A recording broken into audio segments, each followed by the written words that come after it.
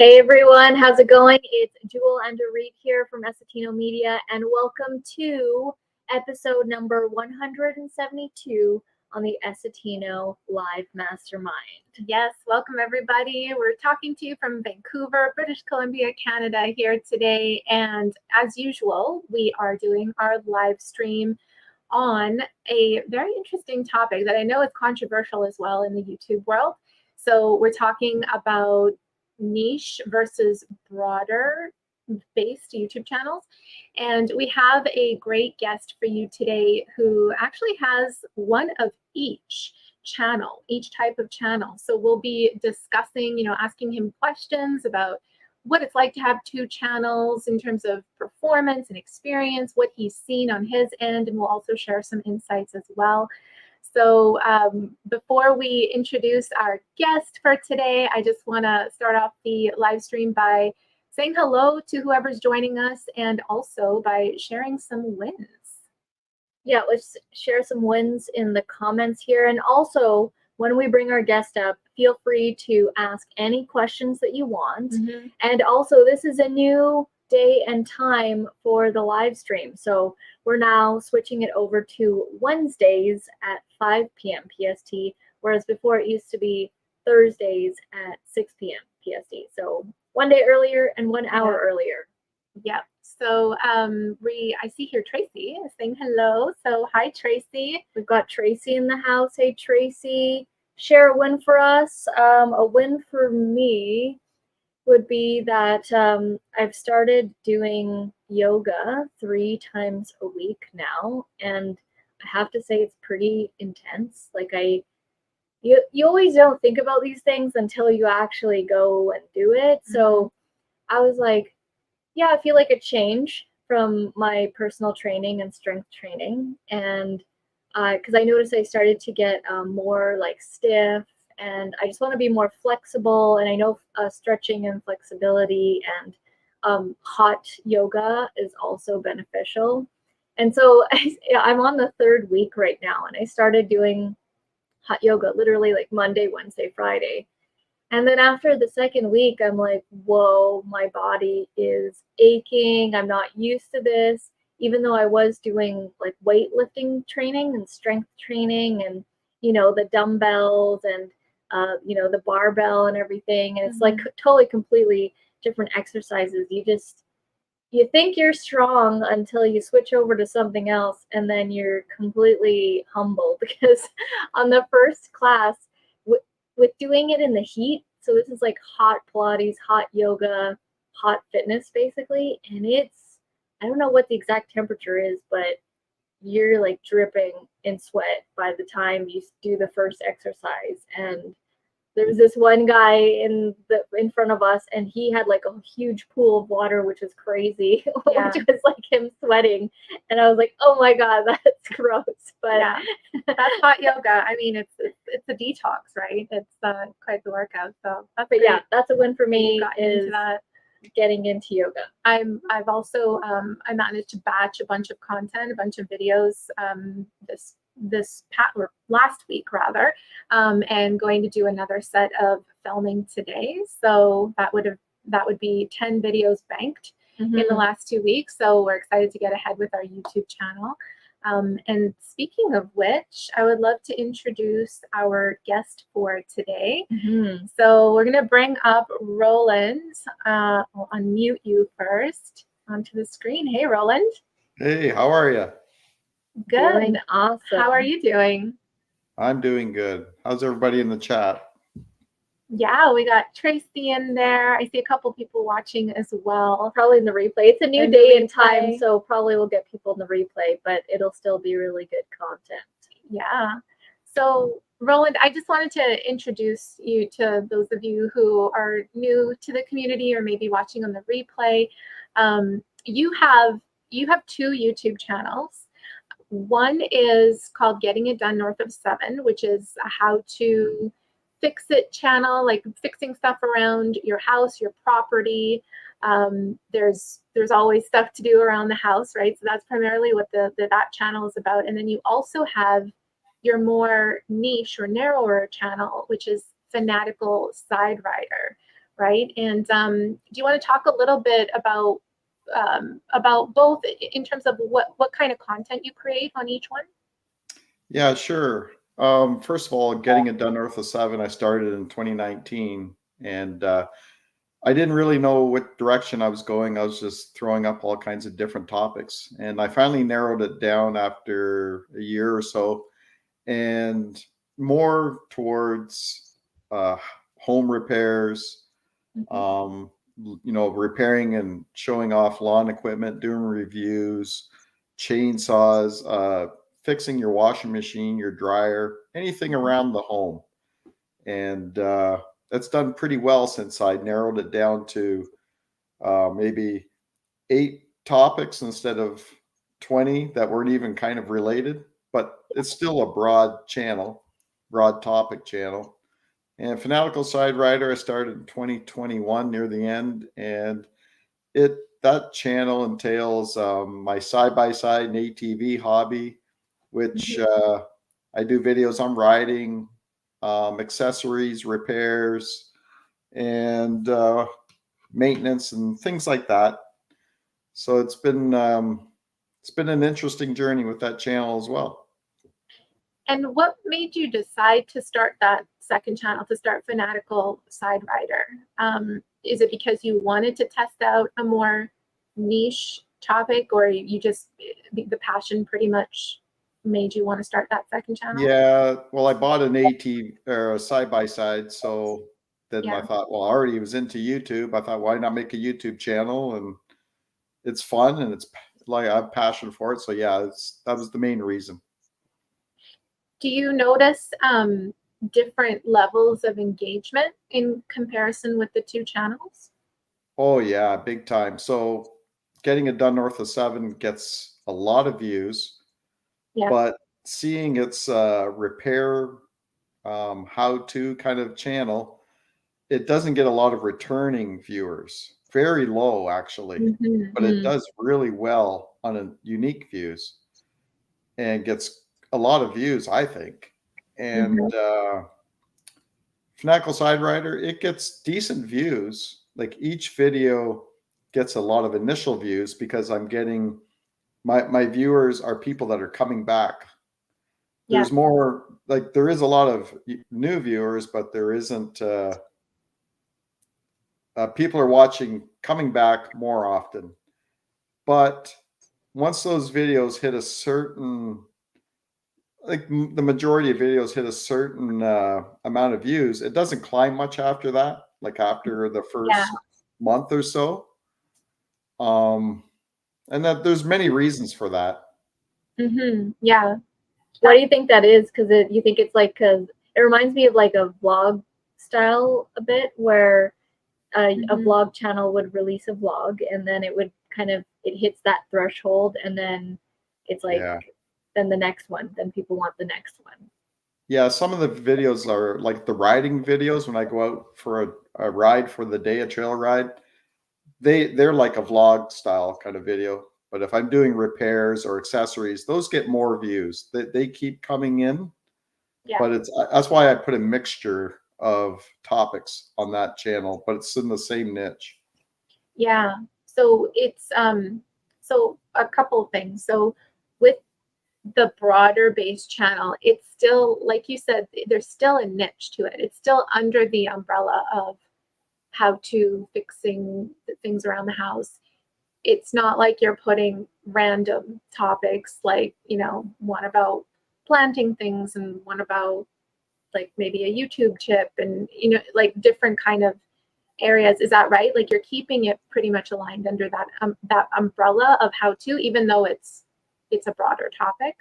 Yes, it's basically everything that has to do with my home or Yeah. keeping up my home, even from like, changing, let's say a light switch to plowing the driveway. Yeah. So So it's pretty broad. and that's similar to our channel too.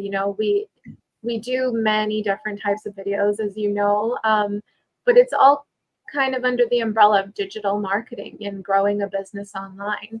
And we've noticed that too, like I would say 98% of our viewers are all non-subscribers. And, that's because YouTube is a search engine. And when someone's typing in how to do something, right, those views are accumulating over time, and people are coming from the search engines and might type in something 2 years after the video is posted and find your video. So it's interesting that those videos are, accumulating views over time. And then on the niche side of things, it's a different vibe because it's mainly subscribers or people who are kind of already familiar with your work, or with your content rather. And so I bet do you see like when you're posting a video, you see more initial views on that video when you're posting on that channel? On Fanatical Side Rider, yes. Yeah. Yeah. And it all comes down to the niche as well, because Fanatical Side Rider, only so many people in the world are interested in that topic. Like it's not a big group of people. Whereas when it comes to home repairs or anything like that, everybody has a home or an apartment or whatever. They live somewhere. They have to live somewhere. So that reaches a broader range of people. And say you have a channel about, I don't know, something super niche. Give me an idea. Somebody that we did one of our students, she had a ferret channel. Ferret? Yeah, okay, there you go. That's super niche. Yeah. They will never get a ton of views. But if they're targeting ferret owners and trying to sell like a service or a product that has something to do with that, that's where they're going to monetize their channel really well. Mm-hmm. And with brands, right? Like brand deals, like anyone who like a brand or a company that is selling those products for ferret owners, you would be like, for something that niche and specific, it's actually a great opportunity for that brand to partner up with you, because there's likely not many other people that they can partner up with. If you've grown, a loyal fan base. Do you see any advantages in having the more niche and focused channel versus the other one? Versus the other one? For brands and sponsorships? In general. Okay. For brands and sponsorships, I think Fanatical Side Rider is more attractive to brands and sponsors, at least in that niche anyway, because there's not many of us doing it.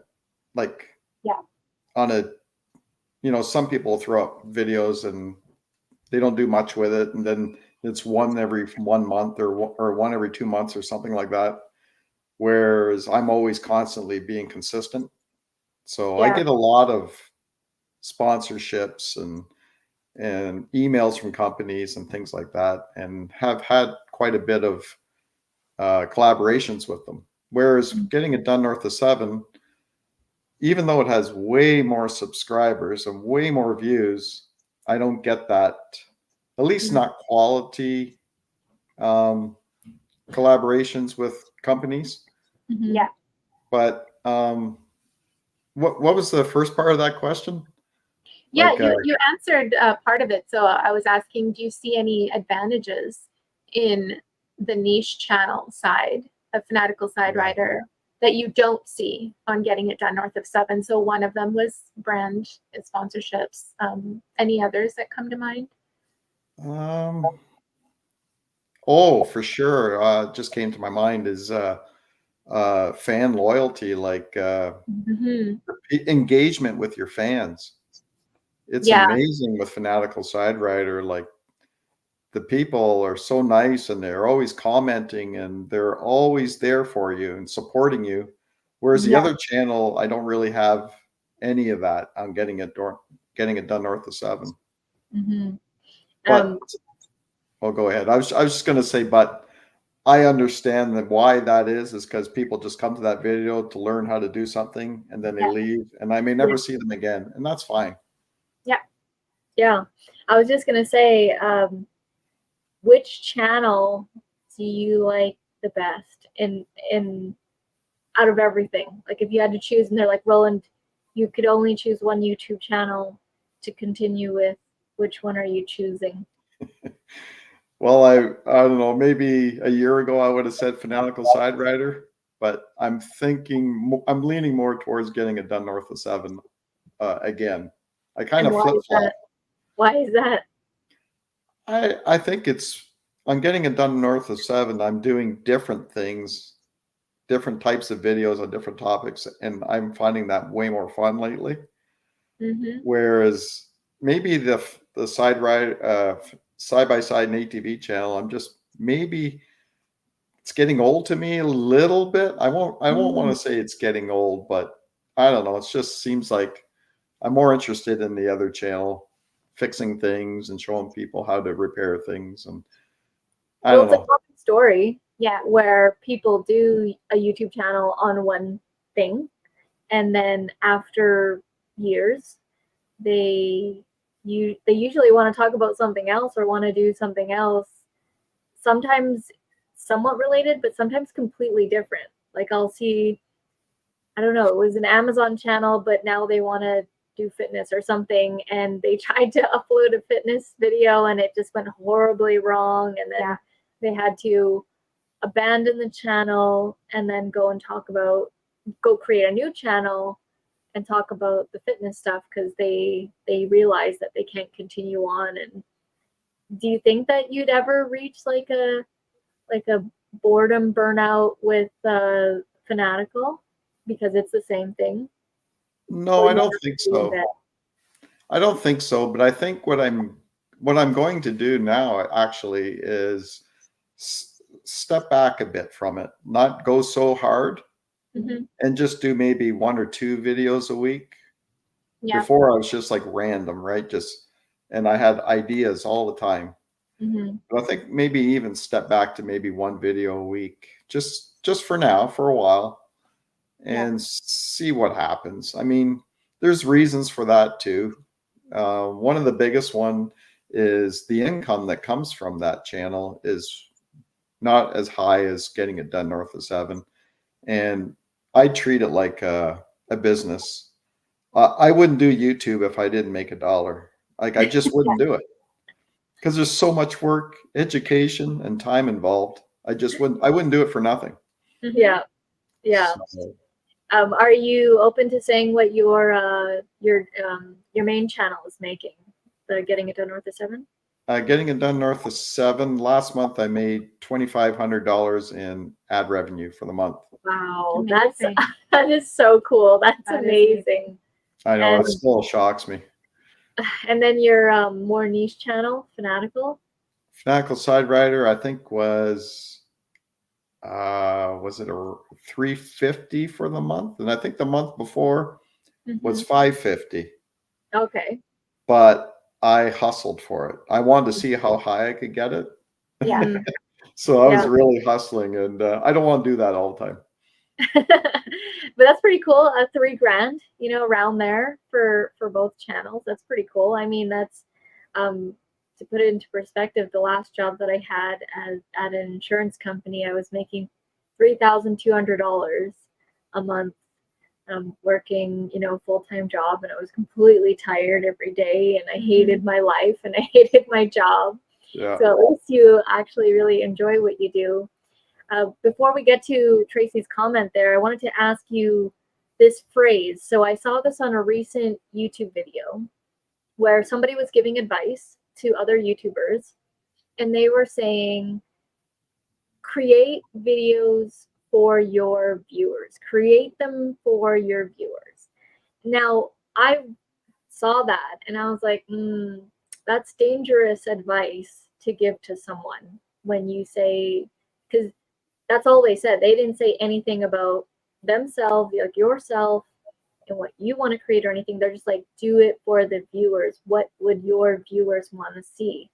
And I said, that is dangerous to people who are brand new to YouTube. Completely new, and they don't, I guess, not self-aware. What are your thoughts on someone saying only create content for your viewers? I think it's a bad decision because right away I can just think of burnout. I wouldn't put my heart and soul into it, and I don't think my video quality would be good either. I think if there can be a balance between content that you love to create, but your viewers also really appreciate, that's the sweet spot. Like that's sustainability, right? Because if you just throw yourself into creating content for your viewers, but you're not really, like, you're just doing it for the views, for the growth of the audience, you may be able to keep up with it for a bit, but you'll eventually reach a point where you're like, I just don't want to do this anymore. And then that is dangerous because you would have built an audience that expects that type of content. And the minute you change, they won't be happy. Well, and there are people that will take that very literally, and they will be like, okay, let me let me go on the viral trend of doing whatever I need to do to, get the view. Mm-hmm. We know somebody who had a YouTube channel, and it started off as a business channel, but then it veered off into something crazy, and it went into doing extreme things for views, things that I wouldn't even want to, I can't even describe it on here. It was so crazy. It was the most erratic thing done on YouTube videos to try and get views, and it didn't even work. And that's the crazy thing, because they started off as a business channel, but they just literally wanted views, right, for the sake of views. And so, yeah, I think it's very dangerous to say that to people, and we're all about sustainable YouTube channels that you actually like, that you actually enjoy, that you make money from, and it's sustainable and it works with your schedule, not like burning yourself out, which is literally the same story over and over again. Like when people reach out to us, they're like, how are you releasing, 3 videos a week and you're not pulling your hair out or anything? And well, it's because we create the videos that we want to do. Like it's stuff that we're already doing, and we make it simple for us, so we're not going crazy with production because it doesn't interest me to do that. I've told this before, where I did buy a pretty expensive video editing course. Basically the course was for videographers, like if you wanted to become a videographer, but I thought I could probably learn some cool stuff from it, which I did, and I did still take away. But after going through like halfway, and the amount of gear and the lenses and the filters, and if you're outside, you got to put an ND filter on, and the different tripods and the gimbals, and oh god, gimbals. And I was like, okay, I don't think I want to be a videographer or really go in the pro level. I know enough to like be successful on YouTube. And I mean, you're helping us with YouTube channel management clients. Like people are paying us really good money monthly for my basic editing skills, for me as a Camtasia video editor, right? So it just goes to show like you don't need all that stuff. And we actually just had a coaching call the other day with someone who started their channel. They're a doctor and they wanted to do health tips for people. And I was really excited for them because as soon as you can say you're a doctor, like that's already instant street cred online. And he started it with 5 videos and then he stopped. and then he took a very long pause. He gave up for 9 months, and then recently reached out and had a call with us. And literally our advice to him was just keep it simple. Like, who cares about all the editing and the graphics that come up on the screen? Honestly, if you're giving a health tip, people don't care about that. They just want to know, like, what's the tip to fix their ailment or their foot or whatever it is that's hurting. And I gave him an example of I had like pain in my elbow from video editing lately because I'm editing a lot of videos. So I've been looking at videos on how to relieve elbow pain, and I've been learning a lot about the elbow and what's going on and this and that. And it's physiotherapist YouTube channels, doctors YouTube channels, and they have zero editing. It was a 16-minute video on how to use exercises with this ball here to, get blood flow and stuff going. And I did not care if any text or any sounds or anything came up on the screen. I just wanted to know, how can I relieve this pain, right? So it all depends on what it is you're actually doing in the video, and especially if it's a teaching video. A lot of people think that, you need all that stuff, but you don't. And I would say only add that stuff if you have capacity, right? If you already can't release a video, then you can't release a video. Then knowing about how to do all that stuff isn't going to help anyways. Yeah. So that's pretty much what the call was about. And he's going to be starting his channel back up again, which we're excited about. Good stuff. Yeah. I'm just going to head over to the chat here and let's answer Tracy's question here. So Roland, if you have input on this, what's the difference on the CPM for each of your channels, if you know? Does one pay better than the other per 1,000 views? Well, getting it done north of 7 definitely pays more CPM. I don't know the actual numbers because every topic is different. But yeah, definitely getting it done north of 7's way I would assume it's good because you're getting 2,500 per month right now. And how many videos do you have? I must have 300.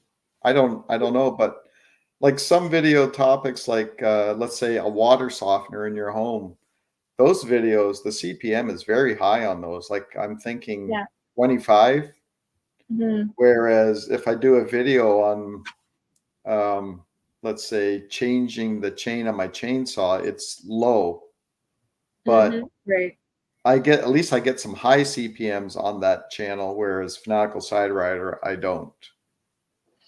So so I think it comes down to topic, like niche, like what is that specific topic, instead of is this more niche or is this broad? It's like, what is the topic? And every niche has its own amount of advertisers that are at a bidding war for getting their ads in front of people for that particular niche.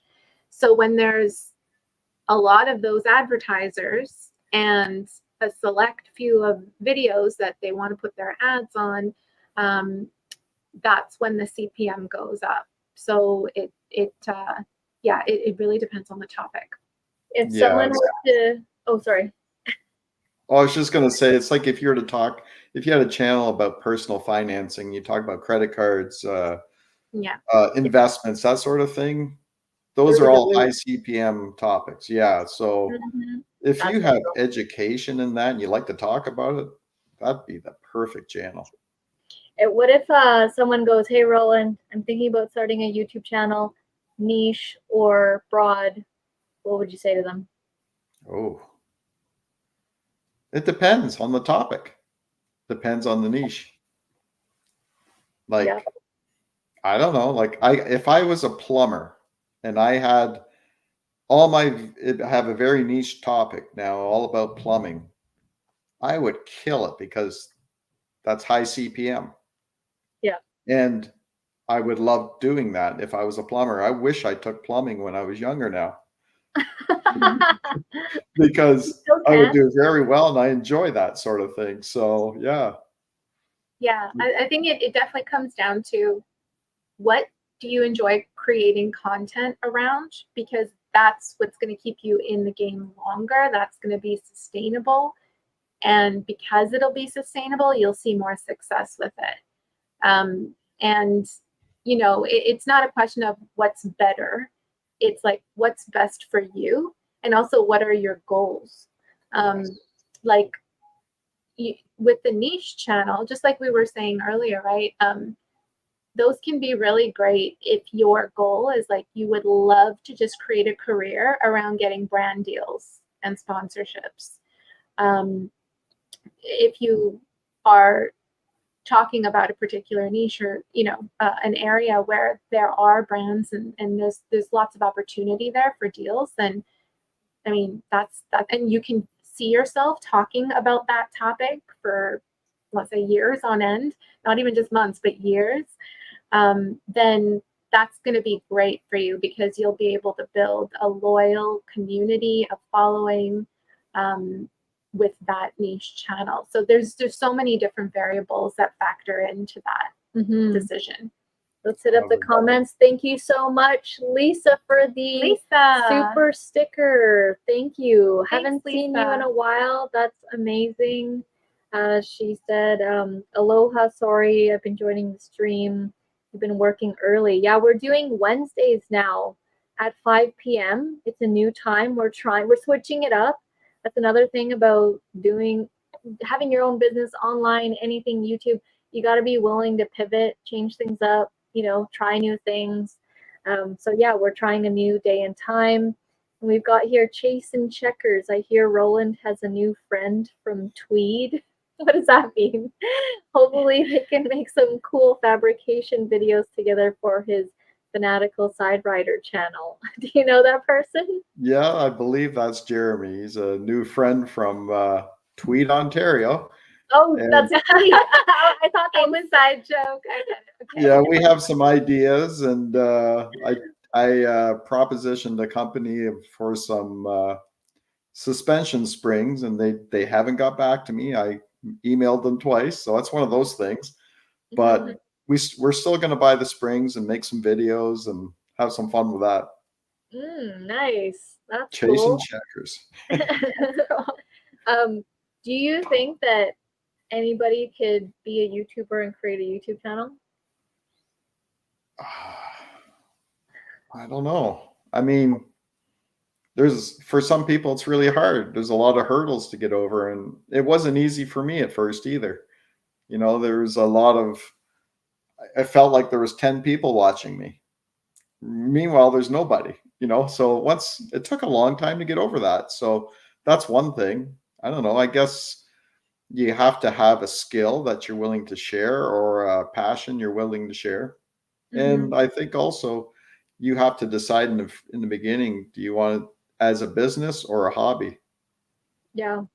Why didn't you give up? Because it's hard. It's a long hours. It's a new skill. It's exposing yourself because you're being on video, right? That's always scary for people. So why didn't you end up giving up? What kept you going? Yeah. Oh, well, my story. It's right from the beginning. I got hooked. I started doing online things to make money, and I got hooked on search engine optimization, which is like a drug to me. I just love it. So when I found YouTube, it's like, oh, a different kind of SEO, but still kind of the same thing. And that's where it all came from, and just grew from there. And and then I started to just have a passion for the whole thing. Like, there's so much to learn, and I just love learning everything about YouTube. Yeah. So it's because you were so interested and obsessed with SEO that's what kept you in the game.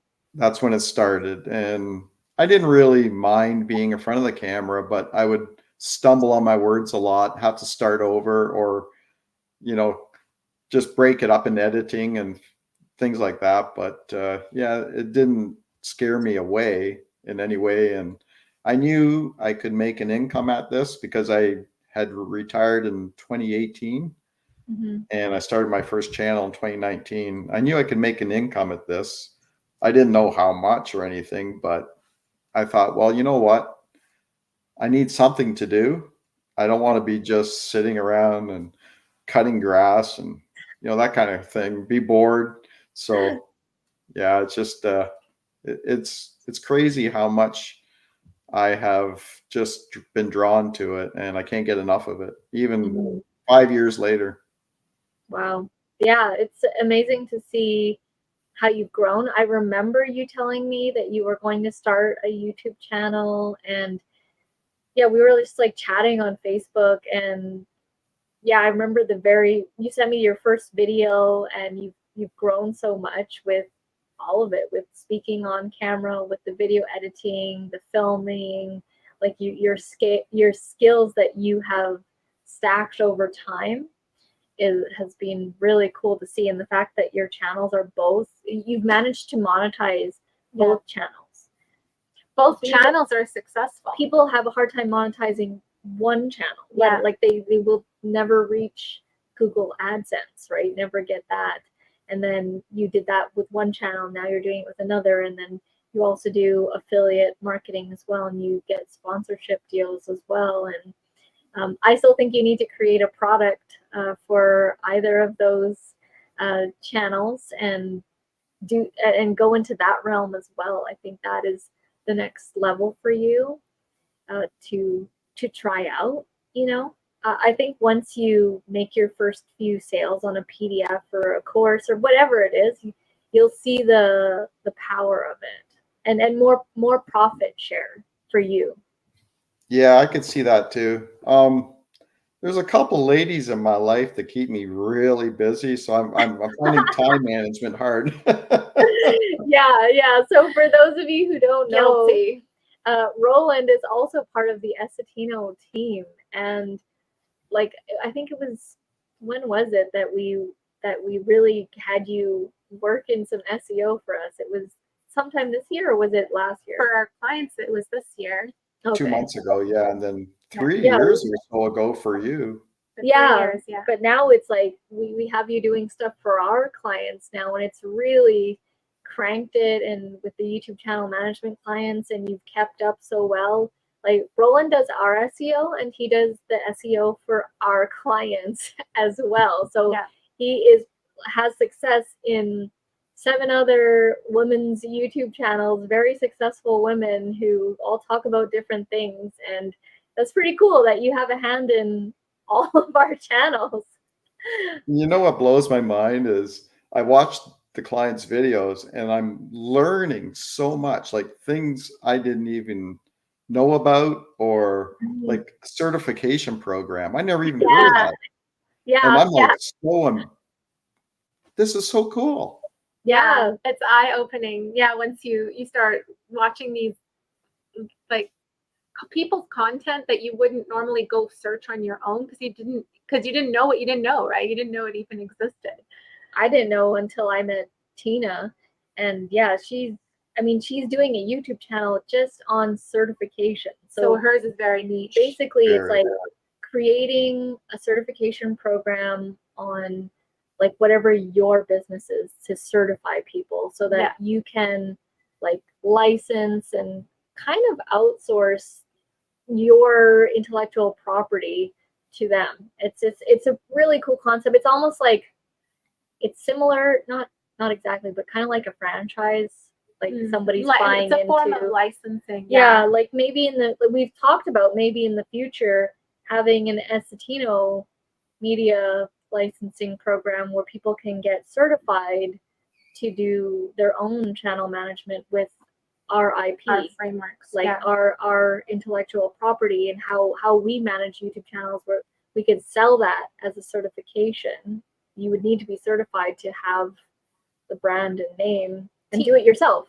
Tina also has great interaction on her channel. And Roland, you mentioned with the niche channel, there's, you've noticed that there's way more interaction on the fanatical side rider than the niche channel that you have, as opposed to the other one. And then you mentioned the other one, the more broader one, getting it done north of 7. has more, it's doing better monetization wise. Have you noticed a difference in subscriber growth? Like is one channel growing faster in subscribers than the other? I know you started the other one later, but in terms of the trajectory. Oh yeah, getting it done north of 7 is growing much faster. Like Interesting. looking at about 650 subscribers a month compared to Fanatical Side Rider, it's around 100 subscribers a month. So both in views and subscribers, getting it done north of 7 is doing better. I don't understand why, but yeah, it's killing it. That's interesting. Yeah, because the overarching advice out there is, niche down and you'll see fast growth. But I mean, there is some truth to that. But again, it comes back to what is the niche? Like, what is the topic? Is there a lot of demand? Like, it's hard to compare. Like, you're comparing apples and oranges or whatever the saying is, right? It's hard to compare that. It's hard to give that advice like across the board. Like niche channels do better. Tina's channel on certification is not going to get 1 million subscribers. Yeah. Even though she's niche. Yeah. Like might maybe be like around 10,000-20,000 maybe. Like I will be surprised if it gets to that those numbers, but she's going to make a lot of money from her channel because people, like when people want to get certified, I think one day in her program or her fee or something is like 10K, right? And like that's just from one person. And these, like, a lot of people don't know about certification, but when they find out about it, they're very interested. And Tina's really great with people and talking, and she can do, I barely have to do any editing on her videos in terms of cuts or mistakes, because she can just go in one go, literally one go, 5 to 7 minutes, no mistakes. And then all I have to do is add in text and, add the stuff that needs to be on the screen. Let's head over to this comment from Tracy here. Do you have any plans to add any other monetization strategies to your Getting It Done channel, such as a course, Roland? No, probably not a course, because I'm not really pro at anything. I'm just kind of like the jack of all trades. I'm not really interested in that. You know what? I don't really know. Other than sponsorships and ad revenue, that's just about it for now, I guess. Unless, like Jewel Narit mentioned, maybe start a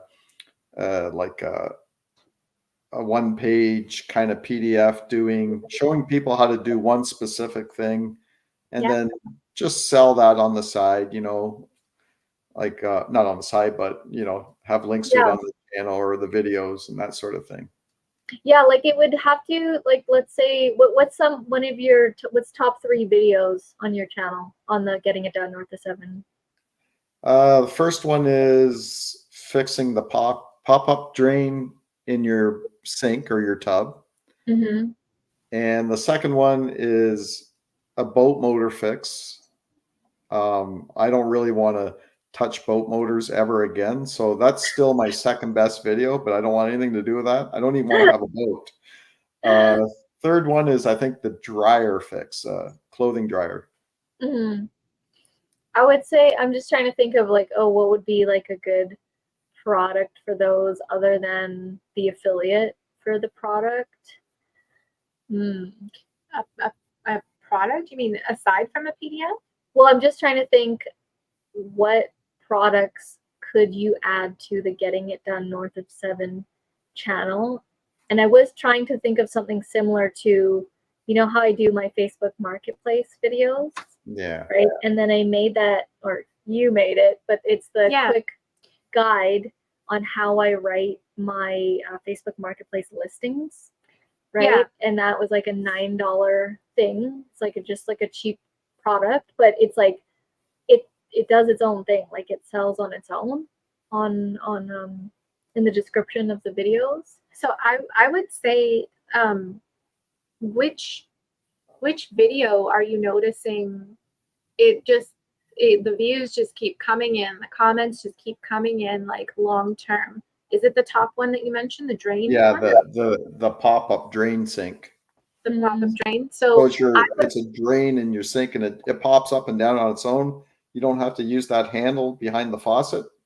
Oh yeah, It's like a spring action. Yeah. yeah. But I would assume that that's like it's just like a simple fix. Like there's not really a guide to create or. Oh, it's not really that simple if it doesn't want to unstuck. But somebody asked me the other day, "What do you do if none of these things none of these methods work?"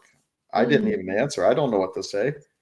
Like, I mean, I told them to actually call a plumber because I don't know.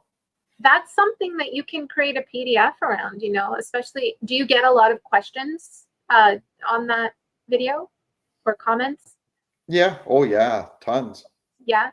So, I mean, it's whenever you sell something or you create a product, it's always about, you know, demand. You know, you're testing the market, and each one of those videos is you testing the market to see, you know, if you want to create a product, to see where the demand most lies. And for this specific case, you know, if it's that drain video, you could create a PDF with all of the steps laid out step by step. It could be a checklist that they can follow, and then you can curate those questions from the comments that haven't been answered in the video and answer them in that PDF. Or you could have a section saying like, what if da da da da da happens, and then you can answer it. What if this happens? What if I can't fix it? What if you've tried all of these things and nothing happens? Call a plumber, right? So it's like, this is the ultimate guide here that's going to set you off in the right direction. And that's something you could sell, yeah, for $9 or $9, whatever, $7 or whatever. Yeah. I feel like people would do it. Yeah. Yeah. Maybe because it could be people like I've had people comment that this has happened to them at an Airbnb or at a hotel. So I'm thinking, after you say that, I'm thinking the people that own a hotel or the guy who's a head of maintenance at a hotel or an Airbnb, you know, this would be good for them because so many things can go wrong in those places and you have to be quick for the fix. Yeah. Like when that kind of stuff happens, you are desperate to get the answer and fix it. Right? Yes. So, and if it's like $9 and it's gonna clear this thing, and $9 in comparison to how much that you would pay for a plumber, right? Like it's worth it to pay that amount to see if it can at least help you out. So, well, I'd give you an example. So I told you about like my elbow and stuff, and I've been watching videos, and so I came across someone who was selling a stretching guide where because I want to relieve the pain, but I also want to get better at stretching and all that kind of stuff. So I saw someone selling a stretching guide, and it was $67, and I was like, stretching, $67. Yeah, okay, I'll get it. Like I need a plan. I need a program. I can't just watch random like stretching stuff all the time. Like I want someone to curate it and show me step by step what I should be doing, you know, on a day-to-day basis with my stretching. And it worked on me, and I just bought this $67 thing. And honestly, it's because I know course creation and all that, it's pretty basic. Like it's a less than 10 module course. It's video, but they also have a very simple PDF, and they have sold this thing a lot, like so many times, because you can see how many people there are when they also created a community with it. But you don't have to create a community or anything. But yeah, just you never, like, people want things organized. People want it laid out for them step by step. Yeah. So yeah, it's an idea. Even you just got me thinking, even a guide on like a chainsaw, a simple thing is a chainsaw, like how to start it if it doesn't start, how to tighten the chain, how to sharpen the chain, all those things. But at the same time, wouldn't they be able to just be able to watch my videos? Yeah, they can, but some people want to like print it out and go step by steps. A lot of like some people don't want to watch the video. Like I I could watch stretching videos of all these all these stretches in this orchestrated guide in school. They're not new stretches, you know, but it's laid out in a concise manner that I can follow. You're right. It's easier to follow because in a video you have to pause, go back. Yeah. Yes, you're If right. there's something as well that requires maintenance, like it's not a video that they watch once and do it, but it's something that they need to refer back to over and over again. Maybe like the chainsaw, because you gotta maintain it. I don't know much about chainsaws, but whatever it might be, you know, it's something that once they purchase it once, and then they can just refer back to it over and over again, because it's, you know, it's a file on their computer or they've printed it out. And yeah, that's a helpful resource for somebody. You actually just have all kinds of, you made ideas pop off in my head. Yeah, like I really do think that that's the next stage for you whenever you're ready, the next level for you. And the cool thing is like your stuff doesn't really go out of date. And Yeah. the PDF lives on, you know. These, I know you're not into creating video courses, but you know, my Amazon course, FBA course, I created in 2017 or something, 2016, 2017. It still makes sales today. It's still going. My original Camtasia course also still makes sales today, which I recently just updated with the latest Camtasia 2023. It's updated until 2023.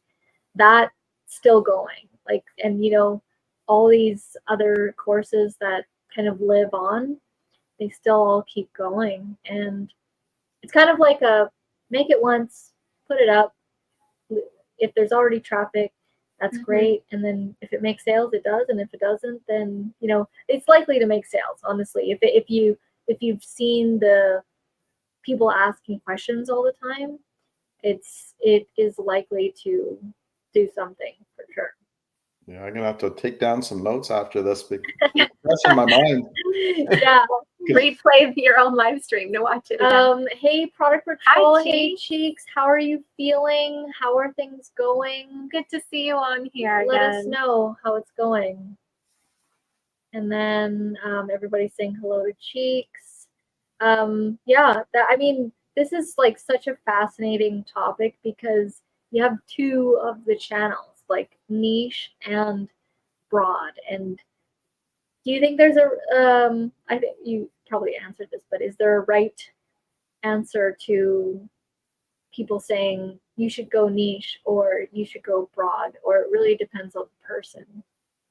I think it depends on what the person, what they're interested in, what they want a YouTube channel for. I think that's the biggest decision in it all. One thing I do like about a broader channel is I think at that point you're more relying heavily on search engine optimization. And once you show up in, you know, very high on YouTube and especially Google, which is the same company basically. Yeah. But once you show up in search on the first page of Google, you got it made. Like that pop-up drain video, I just looked, it gets around 3,300 views every 48 hours. Wow. And it's Amazing. 2 years old. Yeah. And it's going on 1.4 million views now since it's been published. So I think as long as if you can show people how to do something, and or not even that, I guess you don't have to be a how-to channel to do SEO at all, but Yeah. it helps. But if you can use SEO, that they say SEO is kind of going away on YouTube, and well, no, it's not, because everybody is searching how to do something or about a passion of theirs of some kind. So it's not going anywhere.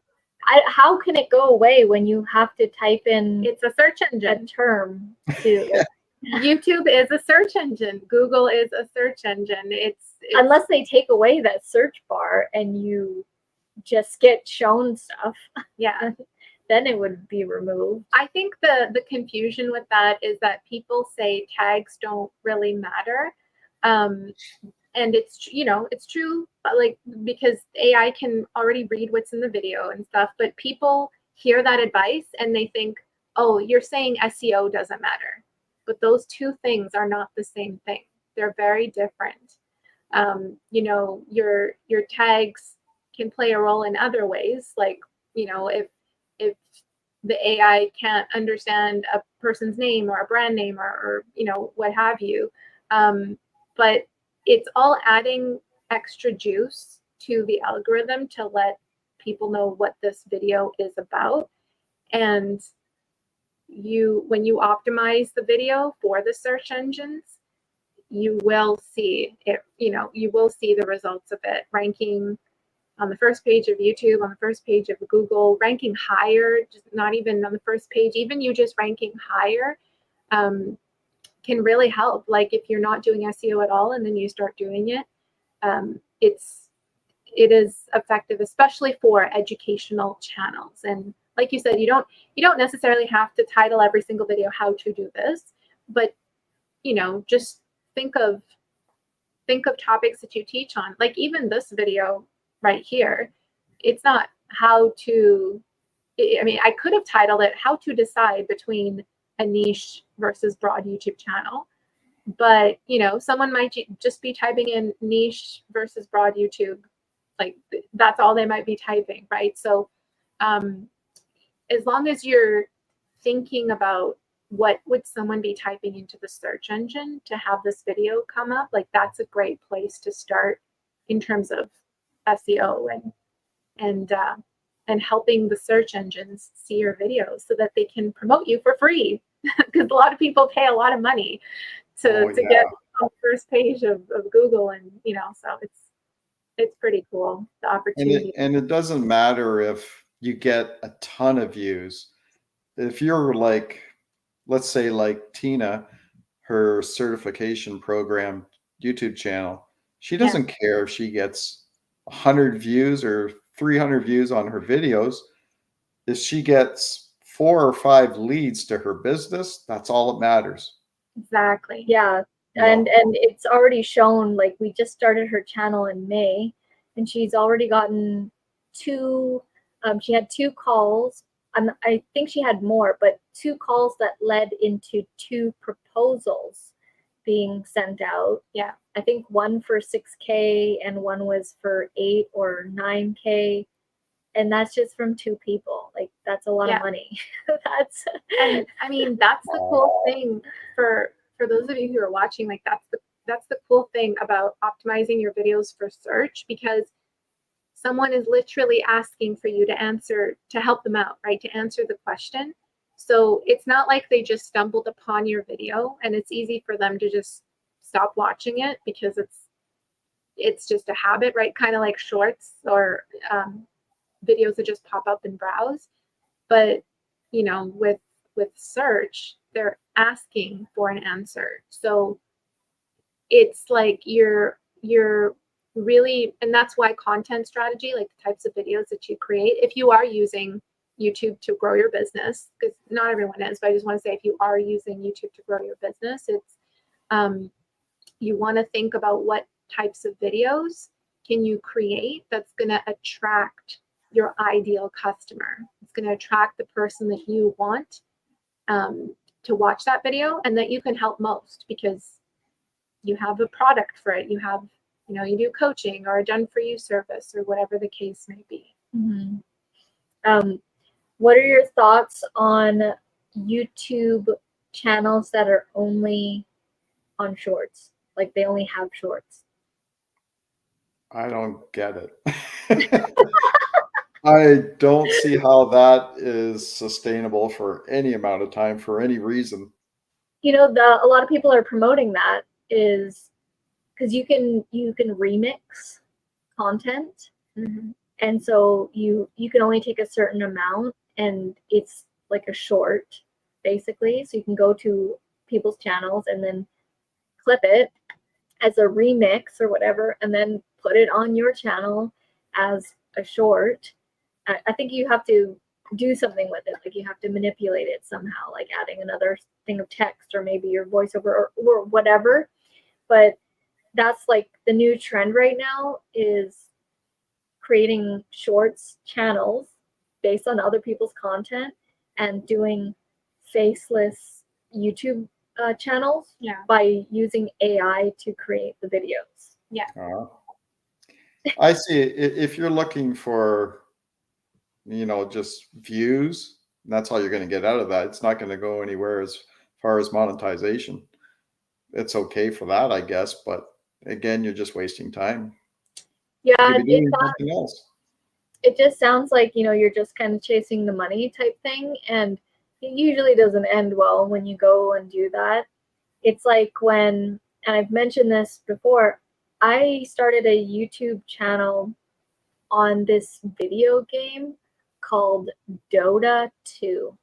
Oh yeah, I remember that. And it's first of all, I never played the game, but it was recommended to me when I was learning about YouTube. And this guy was like, it was a trend back then to screencast record video game tournaments on this website called Steam, which is a popular video game website. Your sons probably know about Steam. And they had tournaments, free tournaments, and you were allowed to record them using, like, I would use Camtasia, and the battles, because there were actual like teams of people battling in these games, and that sometimes the match or whatever was 45 minutes, an hour, and I would just sit and record these games and then clip the beginning, clip the end, render it on Camtasia, and then upload it to this YouTube channel. I can't remember what it was called, Dota 2 tournaments or something, I don't know. And I would just upload it, and then because I wanted to get monetized. You were creating a niche channel. Yeah, and at the time you didn't need the partner program. You were just automatically in the partner program. So from day one, you could start earning cents. If you could just sign up for the YouTube partner program for free, and then later on, they had all these channels that barely made $100. So then that's when they changed it over, and you had to have 1,000 subscribers and 4,000 watch hours. But I uploaded like 100 of these matches, and some of them, got a couple thousand views, and I was getting subscribers and everything. But then after like 100 of these Dota 2 like matches, these video games, I was like, why am I doing this? I don't even like this game. I don't play this game. I'm, I don't know. I felt like I was wasting my time because I had to wait for the matches. So I had to like watch them and stuff. So people are still doing this. They're still creating YouTube channels on topics that they just hear that it's a great niche to be in and it makes a lot of money. So they think, I should do this. I should create content around this. And that's the wrong way to think about starting a YouTube channel, because the name of the game is being able to create content consistently and enjoying the content that you create. Not just for a sustainable, not just for you to be able to do it long term, but also it comes across in the videos, your relationship to the topic that you're talking about, or maybe you're not even talking, but you're just doing screencasts or showing off. It's gonna, like, if someone else sees another channel of someone truly being passionate about that topic, it's different. It's a different vibe, right? So we always like to talk about energy here on this channel, and the energy that you put into your videos is definitely felt on the other end by the viewer. So this is what not to do. Don't start a YouTube channel just because you hear it makes a lot of money. Because it's not, you're going to turn into one of those YouTuber stories, those burnouts, or they just quit, and we don't want that for you. That's like Mr. Beast, for an example. You see his content kind of pivoting a bit too. because he's done so many videos for so long. He still is kind of making the same videos, but he's doing it different things all the time. But now you see him kind of pivoting towards building, like I think it was 100 homes, like small Yeah. homes in Jamaica, and then Yeah. or other countries, and now water wells. Yeah. But he has a bigger goal in life. He wants to Yeah. achieve and Yeah. do good, but yeah, it's just you have to love what you're doing. That's And all. Well, not love it, but you have to really, really be passionate about it and enjoy it. And it just makes it all much better. You'd be so consumed with the passion. yeah. Yeah, he's been doing a lot of philanthropy work because, I guess at a certain point you're like, well, what is this all for? What does this mean? And, he's, beyond the money. he paid for 100 eye surgeries or whatever it was. And Oh yeah. Beast Philanthropy is his other channel, and I actually prefer watching those videos. I like seeing those stories and people's lives being changed over there, and giving water to people who don't have water and all that. That was a really good one with him creating all those wells. Like, that's mind blowing that he was just this kid in his bedroom doing stupid videos. I remember he was like would count to 1,000,000 or scratch all these like 1,000 scratch tickets, just like really stupid style videos. And then now he's like giving 100 people free eye surgeries and giving electricity to people or whatever. And it's just like crazy to see his growth. And I think he's doing it for, like, I actually like him more now because he's doing this kind of stuff. He's actually changing the world. Like, he's actually affecting people's lives in other countries. And I think also inspiring others to do the same. I'm sure other people are like, hey, I want to do something like that too. I want to help people as well. Yeah. So I think it's really cool. What would be your last advice for people would you recommend people have 2 channels, or it's too much, or you gotta have a lot of time? I think for most people it'd be too much. I think that you have to really be crazy to have more than one channel, like to do full time. Yeah. If you have a lot of going on in your life, and most people do, right? Jobs, children, spouses, hobbies, whatever. But yeah, I if you can focus on one channel and make it successful, I think that would be my advice. Just stick to one channel, keep it going. If you have another passion that you're dying to make videos about, well, then do it and see where it leads to. Maybe you'll end up going with the new channel. Who knows? But I mean, it's not undoable. Like I can still operate the 2 channels, but I have other things that are more important at the moment, like working with you too. So, that takes up a bit of time. So something has to give somewhere. And I like riding my ATVs and side by sides, but I don't necessarily want to be editing videos all the time. So, it's where you have time for. Oh yeah, all comes down to priorities. Yeah. Yeah. And for those of you watching, if you want to check out Roland's channels, the Getting It Done North of 7, you type that into YouTube. That's his broader channel. And Fanatical Side Rider is the more niche down channel. If you want to take a look and see some of his content, some really fun stuff on Fanatical Side Rider too. So definitely check it out. And I want to just say thank you, Roland, for your time and joining us today. This was a fun conversation. It is. It could go for hours. And if anybody watches this video and they want to get into YouTube or they have a YouTube channel and you're hearing us talk about search engine optimization, Jewel and Auret have a course. It's called the Profitable Channel, right? Yeah. Yes. And I've watched it 4 times. So, I mean, it's very well done, and they're always adding new material to it. So, and I think it will really help you because it really helped me out a lot. Yeah, you watched it 4 times, and then we ended up hiring you to do work for us. You just became a great SEO master, and See how much it helped me. Exactly. Yeah, it became an asset for you. It's making more money. Guys, if you want to check that channel or that course out, rather, it's in the description below in this video. Thanks, Roland, for mentioning that, and thank you everyone who joined us today, and hope you have a great rest of the evening. Yep. Bye, And we'll see everyone. you in 2 weeks on Wednesday with the new time at 5 p.m. PST. And we're just looking up what the That date would be July 24th, 5 p.m. PST or 8 p.m. Eastern. So we'll see you then. Bye, everyone. Bye, everybody. I know.